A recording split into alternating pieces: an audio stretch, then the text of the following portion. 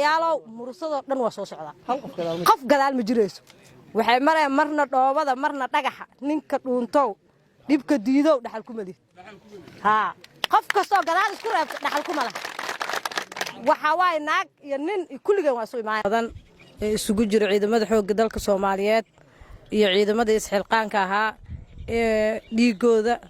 iyo naftooda oo ka mid yihiin gabdhaha Soomaaliyeed oo ciidamada xoogga dalka ah oo naftooda iyo guryahoodii iyo uga soo tagay inay xoreeyaan dhulkan cadawga 15 sano haystay waa mahadsantihiin waxa gudanaysiin waajib diini oo idin saarnaa marnaha ka shakinina waxa sameeyaysiin inay yihiin waxa ku fashilmaysiin waa waxa Ilaahay ugu dhawaahaysiin waa amal bini aadanka qabto kan ugu fiican sababtoo ah Ilaahay dadkan wuxuu abuuray ma qalaqtul jinna wal insi illa liya'buduun Ilaahay qof ka sakayso inaad ka cabsooto waxay la mid tahay in Ilaahay caabudaysid inaad naftaada ujuuro ka bixisid gaal ma tahay anaga dadkeena dad muslimiin nahay islaamnimadan ku dhalalnay kulligan quraanka naqaana dugsiyo quraana noogu ooli jiray masaajidiyaan laha jirnay in nagala dhaadhacsiyo lacag dhiiba haddii aad lacag dhiibinin waa lidin dilaa markaas andaan lacag dhiibno waxa saan ogolaano anaga waxa cadeynay inaan waa isgaalaysiin anaga diinta iska saarnay anaga dad islaam ahaan nahay waligood islaam aan soo ahayn kulligeen hooyooyinkeen aabayaasheen shariicada islaamka la isku daray gaala ma nihin Ilaahay aan ka magan galnay jihaad waay dagaalka aan ku jirtiin horta marka ugu horeyso inaan jihaad ku jirno aamina jihaadkuna wuxuu ka mid yahay acmaasha faradul caynka qofka dadka looga rabo acmaasha laba loo kala qaybiyaa mid dadka waxa looga rabaa jamac oo sida salaada jumcaha kale iyo hadii ay qaar dukadaan qaarka kale wax ka dhacay midna fardiya looga rabaa salaada waajibka oo kale soonka oo kale jihaadka oo kale fardiya la isaga rabaa anaga dagaalkan aan ku jirno waa jihaad fardiya nooga rabaa qof la leeyahay qof iblaaya uga mas'uul ma jirto qof kasto ay naftaada ugu danay dadkiina waxa laga yaabaa dad waalidiintooda 10 iyo dhowr sano arkin inay ku jiraan oo hooyadoodu u tagi karin oo aabahoodu tagi karin wax ahaleyseen oo maanta dambiye oo aad gasheen isku ogtiin male waa dukatiin waa soontiin wax maxadiin shariicada islaamka wixii lagu noqay qofku ay muslim ku aheeday waa buuxiseen waa ashaadatiin haddana hooyooyinkiinu ma tagi kartiin iyo aabayaashiin sababta uu tagi karin waxay tahay dadaa waxay rabaan inay wixiina ka faa'iideystaan ay idinka dhaadhacsiyaan in adinku gaalatiin ayaga islaam yihiin islaamatiin kulligeena nahay gaala ma nihin ma ahaajirin man ahaadoon horta intaas aamina waxaan aan sameeyaysiin qof loogu daneeha male nin kasto madaxaada meerax ku duubo waay anaga isugu daneehayno waaridkeena ugu daneehayna dhulkeena ugu daneehayna danteena ugu daneehayna diinteena ugu daneehayna waxa la idin ka rabaa nimankan aan la dagaalayno cadawga saddex siyaabood ay dadku ku haystaan qaar waa dad ka cabsaayo oo iska cabsaayo cabsi min Allah ya cabsaayo cabsidaas ay ku haystaan qaar waa qaar u shaqeeyo oo shaqaale u aho saas ugu shaqeeyo qaar waan qaaran u shaqeynin fikirkooda aaminsanayn laakiin haddana la shaqeeyo sababtu maxay tahay waxay rabaan dadkan inay saan ahaadaan oo dhexdhexda lagu jiro waa dad aaminsan wadankan haddii hal dhinac uu isla maro oo xataa shabaabku wadanka dhan inta qabsado asaga oo wadankan u taliyo inay soo joogi karin haddii shabaab inta la saaro dawladu qabsatana aan joogi karin dad aaminsan oo waxaa jiro rabo wadankan in labada dhinac la kala taagnaado oo aad degmada isku gudbi karin oo adii hooyada isu tagi karin dadka saddexdaas u qaybsan yihiin cid allaal cindi cabsi ku jirtay cabsi horta Ilaahay yaa kugu leh qofkii shaqo waxaas ugu jireen waxa laga rabaa shaqo Ilaahay yaa ku risaqo qof kasto oo Ilaahay abuuray asaar risaqo qof kastana ajalay leedahay risaq xalaala oo qof soo dilahayn Ilaahay ku siiha inay horta ka tanasusho qofkii ugu jirtay wadankan iyo dadka dhibaatada ku jiro NGO u heedo ka faa'iidaayana waqtigeedu waa dhamaad qofkaas faa'iido dambe kama raadiyaysa dadkan iyo dalkan dhexdooda anaga waxaan rabnaa waxaan sameeyno horta Ilaahay dartiis ina qaadatiin inaan u sameeyeen saan hore isugu soo sheegnay dagaalkan dawladda Soomaaliya federaalka ayada ku baaqday ayada dhahday wadankan cadawga dadkan heystaa laga kiciyo annaguna dadka ugu baahida badan ah qoys ahaan oo dad waxaan nahay aanan 1 kiiloomitir oo dadkoodu joogan oo soxor ahayn adduunyadii oo dhan waa ka harnay waxbarashadii aan ka harnay caafimaadkii aan ka harnay wax aan noo badbaadsan ma lahan gabdheena dhiigbaxay u dhintaan meelay ku dhibaataysan yihiin waalidiinteen uma tagi karno waxaan uga bixi karnaa hal mabda oo mid ah inaan helno halkaas mabda oo mid waxa way dagaalka inuu kulligan waajib nagu yahay oo qof loogu daneeha aysan jirin yaana la idinka dhaadhacsiin qofaa mushaar idinku soo qaatay qof mushaar soo qaadato male hadda markaa imaahayseen qof qasab lagu keeno ma jirto meeshaan qof kasta damiirkeedaa keenay xanuunkaasaa meeshaan wada keenay annaga meeshaan waxaan u imaanay oo danaheen u soo daynay xanuunkan waana idinla joogaynaa horta waxaan rabnaa barbaleeno yaryaraa jiro oo dadka ciidamka ah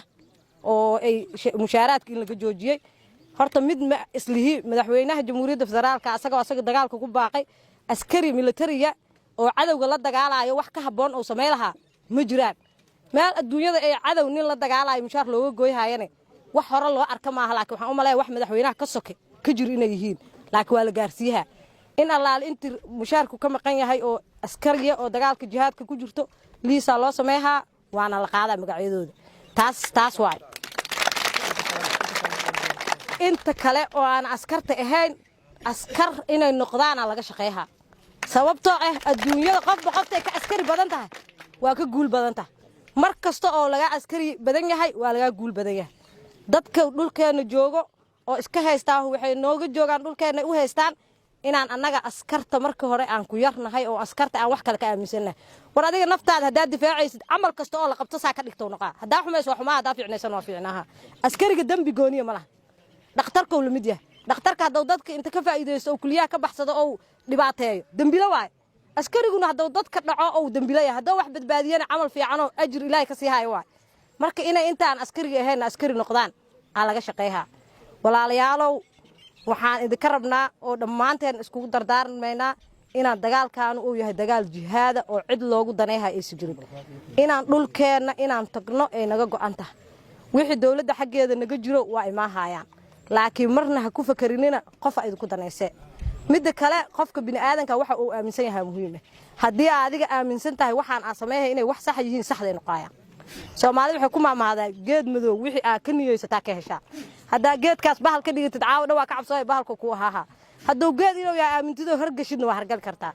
waxaan aan ka shaqeeyayna haddaa aamino waxaan ku guuleyseen oo dadkeena iyo dalkeena ugu daneeyeen inay yihiin saasay noqayaan haddaan aamino wax nala isticmaalayo oo nagala daneysaayo siday noqayaan cid naga daneysaysa ma lahan cid dadka meeshaan joogo habeenkii Cabdiraxiin 6 saac iyo bar markuu diyaaradda dhaawac soo saaray waa la hadlayaa aniga 7 saac markii isbitaal Digfeer la geeyay aan seexday subaxii waagi markuu bariyana waa ku kalaha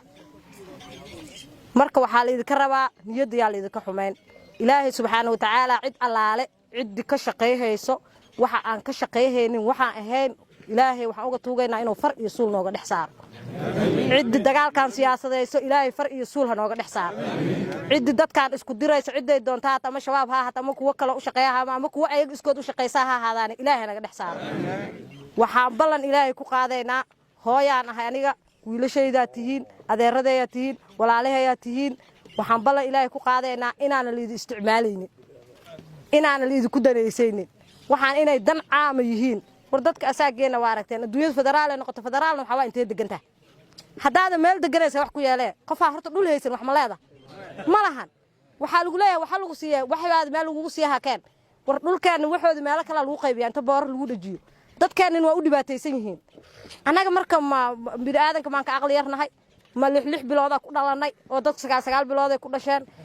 aynaas weydiino waay sababta waxaas keen karo muslimaan nahay waa ahaajirna waa ahaa doonaa dagaalkan dawladda ku baaqday dawladuna wixii laga rabay waa guday anaga horta waajibkeena inaan keen anaga koo gudano oo anaga ay naga go'an tahay dalkeena iyo dadkeena inaan xoreyno taasna isku waafaqnay isku ogna ballan ilaahay ma tahay reer